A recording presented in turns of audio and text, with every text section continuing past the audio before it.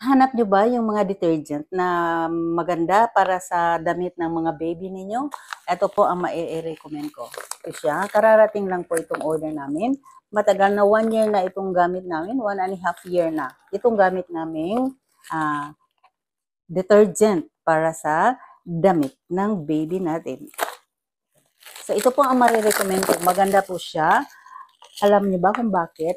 Kasi ang mga damit ng baby is hindi nagduluma ang kulay, hindi nagpi-fade ang kulay, hindi rin lumalaki yung bang naya-ya ganon.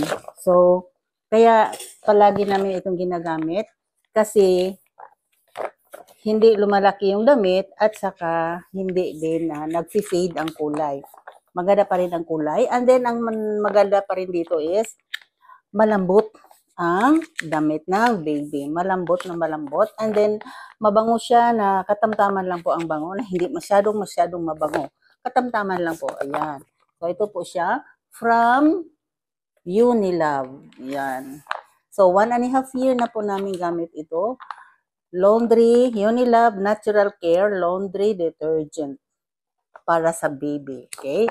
So, pag nag-sale ito, dapat magbili-bili na kayo. Ito. So, bili na kayo. Andyan lang po sa aking yellow basket. 1 letter po ito. Oh yes, 1 letter. Okay? So, bye-bye.